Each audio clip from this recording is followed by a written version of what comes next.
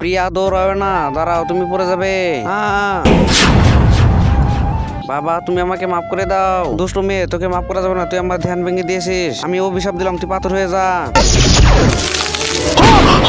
বাবা আপনি এমন করবেন না, আমার গার্লফ্রেন্ডকে আপনি মাফ করে দেন। আপনার দেওয়া অভিশাপ আপনি তুলে নেন। আমি গার্লফ্রেন্ড ছাড়া এক মুহূর্ত থাকতে পারবো না। আমি ছাড়া এই অভিশাপ কেউ কাটতে পারবে না। যদি ঠিক করতে চাস তাহলে এই নিয়ে বোতল, এটা করে পবিত্র জল নিয়ে আসে। থামো, আমার অনুমতি ছাড়া তুমি পানি নিতে পারবে না। তাহলে অনুমতি দিন, আমার খুব জলের প্রয়োজন। নিতে পারবে তাহলে আমার প্রশ্নের কিছু উত্তর দিতে হবে। ঠিক আছে বলুন। তাহলে আমাকে খাওয়ার জন্য তুমি কি দেবে? তোমার মাথা, তোমার এক পা, নাকি এক হাত? এটা কেমন প্রশ্ন? আমি পারবো না, তাহলে পানি পাবো না। যদি পানি না নেই তাহলে গার্লফ্রেন্ড ঠিক হবে না। তুমি আমার হাত নিয়ে নাও,